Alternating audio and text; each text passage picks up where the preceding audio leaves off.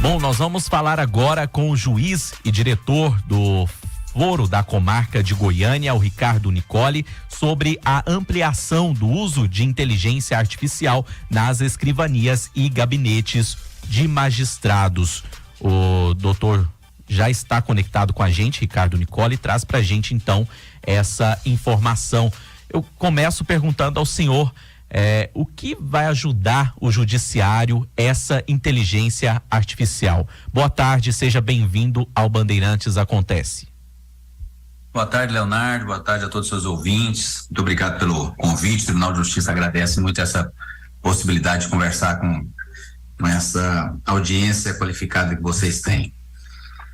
A inteligência artificial, ela, como qualquer sistema que hoje trabalha com a digitalização, com o processo digital, com a automação, ele vem exatamente para ajudar na realização de tarefa, né? Para que a gente possa entregar a prestação jurisdicional, quer dizer, entregar o que o nosso usuário quer, que é a realização da justiça, o mais rápido possível. É nesse sentido que a inteligência artificial está trabalhando, que o Tribunal de Justiça está utilizando a inteligência artificial para trabalhar, para ajudar nas escrivanias e nos gabinetes de juízes.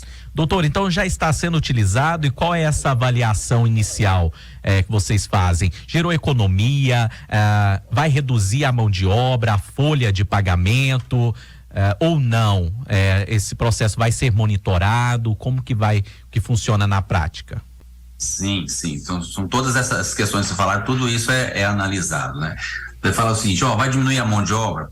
A nossa intenção é agilizar os procedimentos. E a inteligência artificial ela vai ajudar o Poder Judiciário, as escrivanias, que elas se realizam isso de forma mais rápida. Quando você fala que vai realizar de forma mais rápida, evidentemente, para você fazer isso, você precisava de mais gente para fazer aquilo. Só que nós sabemos, todos os poderes públicos, não é só o Poder Judiciário, o Executivo, o Legislativo, nós temos limitações de recursos. Porque nós temos outras áreas que precisam de carência de recursos. Não dá para despender todo o orçamento para uma determinada área. Por exemplo, o Poder Judiciário para aplicar em justiça. Precisa de outras áreas. Então, a grande vantagem disso aí é no sentido de não aumentar o custo para o contribuinte e realizar mais ações nesse sentido. Você perguntou também sobre o controle. O controle sempre existe, esse controle também. A inteligência artificial, ela potencializa o trabalho dos nossos servidores, potencializa o trabalho do nosso juiz, mas sempre ela tem o controle da ação humana na realização dos atos judiciais que são feitos hoje nas escrivanias e nos gabinetes. A gente sabe que muitas vezes o erro humano, ele acontece, né? Mas e no caso da inteligência artificial, vocês conseguem detectar ali quando houve algum erro e precisa ser corrigido? Sim, por isso que eu estou dizendo que sempre vai ter o controle da ação humana. A ação humana está no último ponto, na ponta, né? Ele sempre vai passar antes pelo servidor ou pelo juiz. E são várias etapas, né? Hoje, quando a gente fala em inteligência artificial, às vezes as pessoas imaginam que está se usando em tudo, que estão ali bolando decisões, fazendo coisas que só o humano faria. Não, nós temos que separar duas ações. Nós temos a parte de inteligência artificial, que é quando ela realmente lê uma petição, ela fala, isso aqui já é um caso que já foi julgado lá anteriormente, talvez pode facilitar aqui, te dá um indicativo. E nós temos somente o que é automação. O que é automação? São aqueles serviços repetitivos que os nossos servidores fazem e que você precisa ganhar agilidade naquilo ali. É um trabalho mecânico que não utiliza nenhum pensamento, nenhuma cognição, nenhum esforço mental muito grande para aquilo ali, e nós podemos tirar os servidores que saem dessas ações repetitivas exatamente para eles fazerem mais essas questões que precisam da inteligência humana, que o preciso do humano estar ali junto, que a máquina jamais vai conseguir fazer.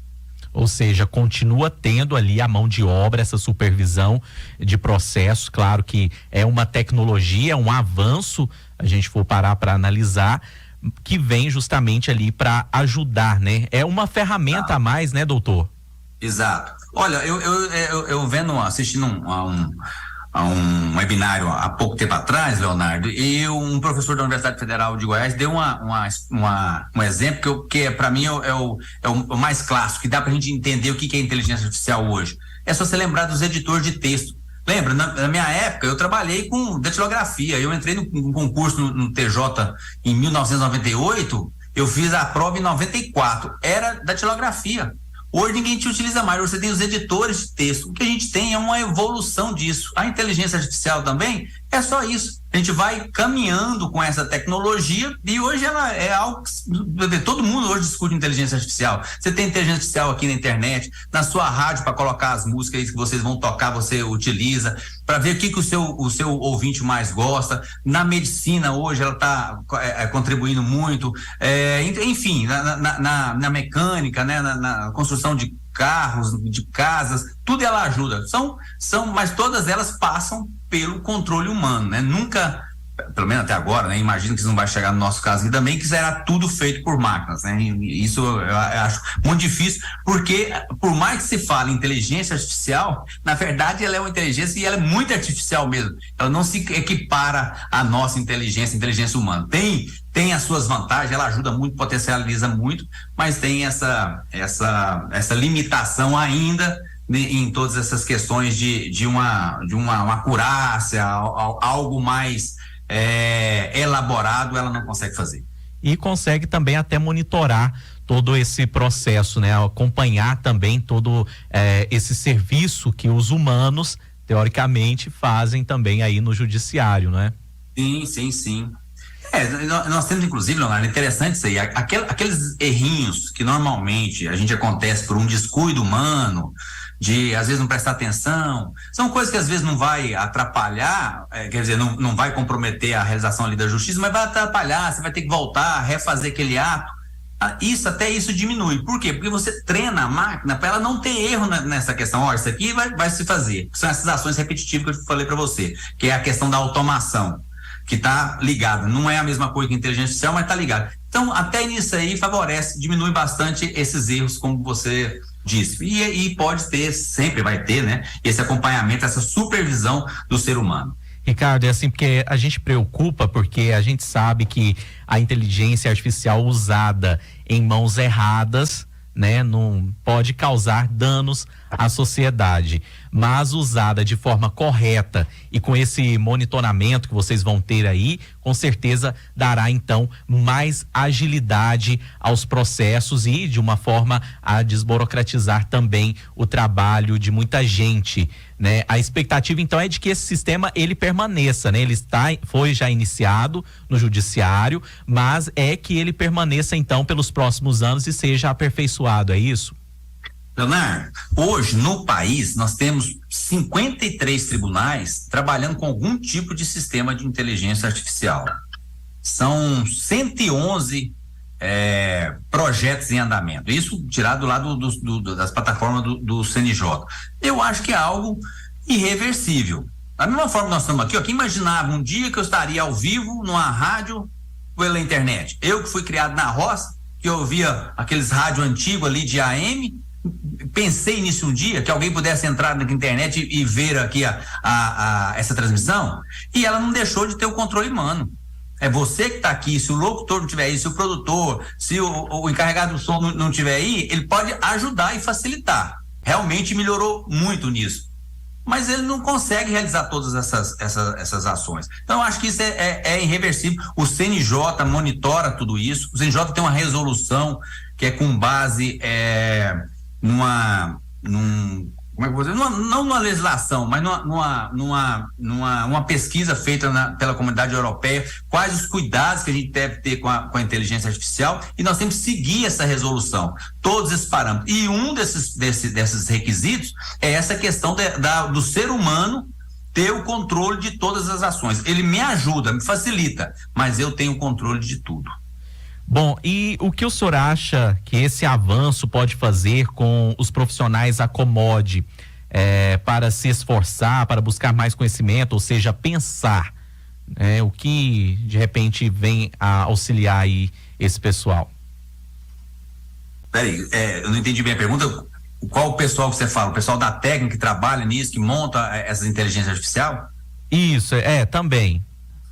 O mercado de trabalho vai mudando, né? Vão exigindo cada vez mais. Nós temos uma carência muito grande nisso. A UFG aqui, se eu não estiver falando errado, tem o primeiro curso de graduação sobre inteligência artificial. Porque é o quê? É uma demanda que o mercado tem. Hoje esses profissionais dessa área são muito requisitados, né? Tanto que o próprio governo que paga esse salário tem uma certa limitação. O pessoal que tá trabalhando com isso aí, hoje as empresas privadas vêm, todos fazem a computação deles. Por quê? Porque pagam bons salários para eles produzirem tecnologia. É algo que eu estou te falando para você, é irreversível. Como vai surgindo novas profissões nessa área aqui, é o que está acontecendo hoje. Acho que vai exigir muito, e eu acho que é uma boa oportunidade para nossa garotada aí que está entrando na faculdade, que hoje trabalha com internet, com computador, né, com muita agilidade. Sem dúvida é um mercado de trabalho muito promissor. Bom, os profissionais não vão ficar acomodados não, né? Eles vão ter ali o trabalho, vão atingir as metas de trabalho deles, né? Você fala dos nós que estão lá no judiciário? Isso. Não, tem várias ações que a máquina não consegue fazer, entendeu? A máquina não consegue, por exemplo, uma sentença, ele pode até sugerir algumas coisas, agora a particularidade, analisar os fatos, analisar ali a diferença entre um julgado anterior, que a gente chama de precedente, com aquele que está acontecendo, isso vai ser sempre, vai depender da participação humana. Não se vai conseguir essa acurácia fina, entendeu? De não se distinguir as particularidades. O que é inteligência? Como eu disse para vocês, o próprio nome já avisa, ela é artificial, ela é treinada, né? Então você vai se treinando. Por exemplo, no TJ hoje, a inteligência artificial que existe hoje no TJ, ela já leu mais de 1 milhão de petições. Então ela está se treinando, a gente vai treinando ela ali, porque ela vai se capacitando para ela fazer os atos. Mas de repente surge um novo tipo de demanda, algo que ainda não apareceu no judiciário, uma questão nova que todo dia tem acontecendo. A inteligência artificial não consegue identificar aquilo ali. É só o que já existe, né? Então ele consegue o quê? Consegue mostrar pra gente, são petições iguais, casos iguais, que devem ser decididos de forma iguais, em tese. Agora, na hora de sentenciar, aí é o que eu falo, o bom profissional ele vai estar ali exatamente para indicar isso, o advogado, né, o servidor, o auxiliar do juiz, que é o assistente, que é o assessor, vai falar, aqui tem uma particularidade, aqui tem uma diferença. Isso a máquina não vai conseguir esse refino de conhecimento, né, de separar uma coisa de outra.